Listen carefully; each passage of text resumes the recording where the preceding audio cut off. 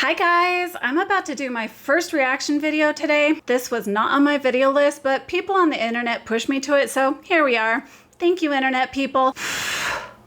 If you're a subscriber, welcome back. If you're new here, hi, my name's Jen, and on this channel I make content about being a neurodivergent female diagnosed with autism and ADHD. So I was minding my own business, listening to my non-neurodivergent related podcast when suddenly the two worlds intersected, and one YouTuber I was listening to made an entire video criticizing a TikToker who was talking about time blindness. This particular TikToker was wondering what accommodations for tardiness an employer she was interviewing at could offer her due to the fact that she suffers from time blindness. We're gonna get through this, but first off, I'm gonna need my non-neurodivergent podcasters to either have some open-mindedness about things they don't understand or stay in their lanes. Quit mixing your mashed potatoes into my fruit salad, okay? I'm gonna need these things to stay separated on my plate and not touch each other. Now, y'all heard me talking about time blindness in my 20 random traits video. If you need a trip into the Wayback Machine, it went something like this. It's almost like my brain enters some kind of strange paradoxical time warp, or like Schrodinger's cat, where I think the cat is both dead and alive in the box at the same time. But let's explore the drama. On one side, you had people calling this an imaginary and made-up disability. They were criticizing this girl as being an entitled millennial, using this made-up disorder as an excuse to be lazy, disrespectful, irresponsible, and to avoid accountability. On the other side, you had people defending her, saying that the entire workforce should change how they do things to make accommodations for time blindness. And as usual, the truth is somewhere in the middle, but let's roll the clips. So I just got yelled at for asking a very reasonable question. So I'm applying to go somewhere, and I just wanted to know, are there accommodations for people who struggle with time blindness and being on time, you know?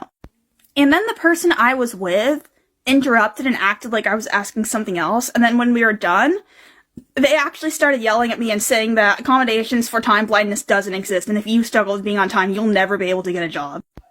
You know, provided you're trying your absolute best to be there. And then they're like, your stupid generation wants to destroy the workplace. And yeah, I think that a culture where workers are just cut off because they struggle with being on time, when there's other solutions that we can look to, I think that just anybody who thinks it's okay to just treat people like that, yeah, that culture needs to be dismantled. And then I asked that person, how can you feel good about yourself upholding this kind of system? And then to think I'm entitled. No, if people think it's okay to treat others like this, that's entitlement. You don't have time blindness. That's not a thing. What you do have is a case of massive disrespect and disregard for anyone else around you because you're acting like an entitled, lazy moron. All you have to do is frickin' set your alarm clock earlier. This isn't rocket science. What you have is not a disability. It's not a health problem. It's not some sort of mental deficiency. It's a bad freaking habit. You can fix this. I can appreciate that it must be very jarring for generations that are older to listen to younger millennials, Gen Z and Gen Alpha, advocate for themselves, stand up for themselves, have boundaries, request accommodations, be thoughtful in their approach to seeking employment and challenging employers to be more tolerant. I appreciate that that could be jarring for you because, oh my God, how could you wrap your head around people actually asking to be treated like fairly and appropriately and like ask for things from their employer? Like, how could they? Because times are changing. And I don't know that you know how goofy you look tagging, stitching, or whatever you're doing to this girl's video, trying to tell her she's an idiot and her experiences aren't real. Like, shut up, step off, and just sit back and listen. She's gonna learn just fine where she can and can't push in asking for accommodations. But every step her and every member of her generation takes to push employers to be more tolerant is a push and a step in the right direction. Why the fuck are you stifling that?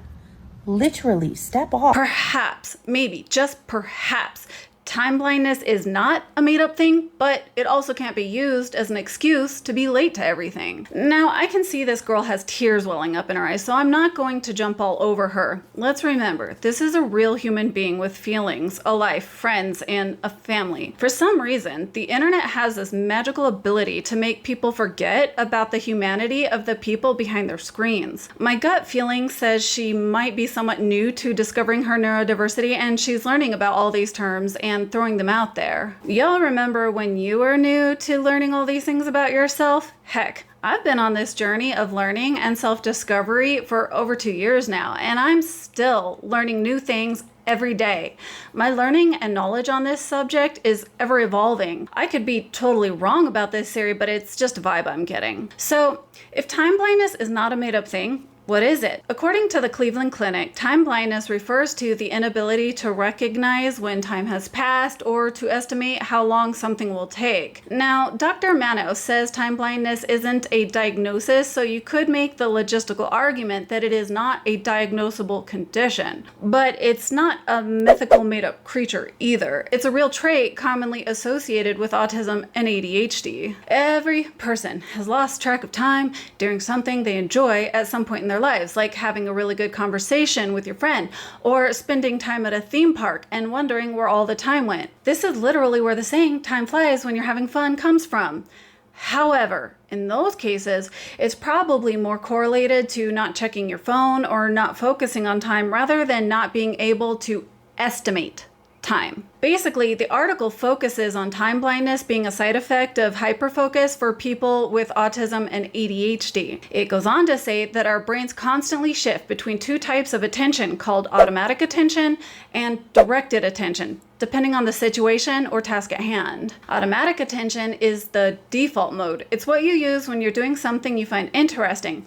You don't have to try to pay attention, you want to pay attention. As many of us have learned by now, unlike the name suggests, ADHD is not a deficit in attention, but rather with difficulty in regulating it. And directed attention is what we use when we're engaged in things we have to do but don't really want to do. It takes considerable effort at times to keep your mind from wandering. I myself can vouch for the conscious effort directed attention can take sometimes. I have silently repeated word for word what someone is saying to me inside my own head to try to keep my mind from wandering. It takes that much effort for me to focus sometimes. The article concludes that a person might experience time blindness when they're running on automatic attention. However, it seems like this article focuses a lot on the passage of time when doing activities we enjoy, but is lacking in explaining other ways time blindness can present in people. So, what are some of the ways it can manifest?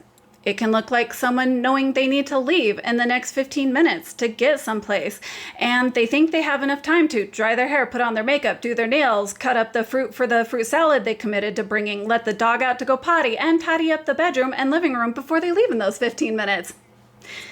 Not that that was a specific example or anything. That was totally a made-up thing that I totally made up just now. It can look like people not understanding the realistic time it takes to travel between two destinations. It could look like someone not starting a task even though it could get done in 15 minutes because they have to start dinner in 2 hours, so they think they don't have enough time to start that task. Or, like I mentioned in my first video, it can lead people to not realize when events start or overlap. It's not just the quick passage of time, but a literal difficulty in gauging time. If time blindness were just as simple as not noticing the passage of time during automatic attention, you would have a stronger argument against time blindness causing someone to be late to things, because that wouldn't completely explain someone being late when they weren't engaged in a preferred activity. So yes, time blindness is a real thing, but is it an excuse to be late to everything, and should employers make accommodations for it? Let's answer the first question. No. That was easy. We should not expect to get a free pass to inconvenience everyone in our lives because of time blindness. The reality is, timeliness might just mean we have to work a little bit harder to do what comes easier to everyone else. Is it fair? Maybe not, but life is unfair as a general rule. Everyone has things that they struggle with that they have to work harder to overcome in at least one area of their lives. It might mean you have to set up timers to stop a preferred activity if you have to start dinner by a certain time. It might mean forcing yourself to take a mental note of how long certain activities take on average, or checking your GPS to see how long it will take you to reach a destination. It could mean setting an unnecessary amount of alarms and reminders on your phone, and it might mean asking someone supportive in your life to remind you about events like doctor's appointments that aren't a part of your normal routine. But to also remember, it's not their responsibility, it's ours in the end. Not everything in your life has to suddenly become a burdensome mental chore of watching the clock, but certainly once in a while for events that you want or need to get to. And should employers make accommodations for time blindness? Well, you might be a little surprised to hear me say this, but maybe.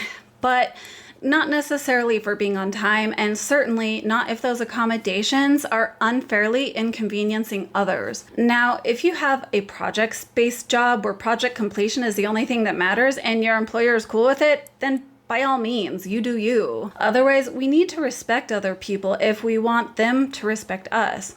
This isn't a one-way street. Accommodations could look like having an accountability partner to remind you of deadlines or to snap you out of hyper-focusing on certain projects. It could also look like your employer clearly relaying expectations and deadlines in written form to eradicate ambiguity. You could argue that time is a man-made construct born out of a capitalist society, and sure, time is a man-made way to describe and observe what occurs naturally.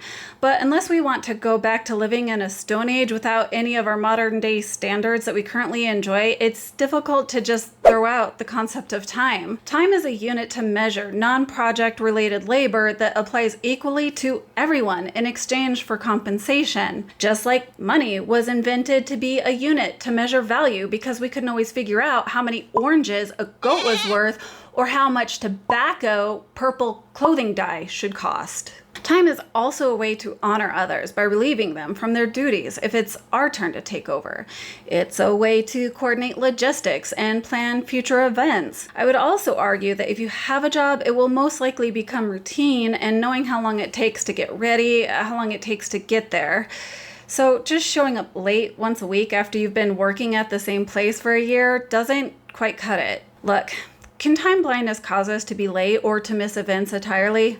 Yes, absolutely. As I mentioned in my 20 traits video, my time blindness caused me to miss a funeral of a close friend that I really wanted to be at. But that doesn't mean that we should use it as an excuse or to not do everything within our control to do our best. Granted, in that video, that girl did mention doing her best to be on time, but there was still a disconnect, in my opinion, of her insinuating that being late was going to be an inevitable occurrence. Personally, at the end of the day, I want to go to bed knowing I held myself accountable and did my very best. I won't always get it right, but that doesn't mean I will ever stop trying. But those are just my thoughts, and I don't have all the answers. So let me know what you all think. Should employers make accommodations for time blindness? Why or why not? And what should that look like if you think employers should make accommodations for time blindness? Comment your thoughts down below. Hopefully I'll see you in my next video, but until that time, bye for now. Mwah. Hopefully time was flying while you were watching this video because you were having too much fun. Nope, that level of cheesiness is outside the Overton window, Jennifer. Nope, not gonna do it.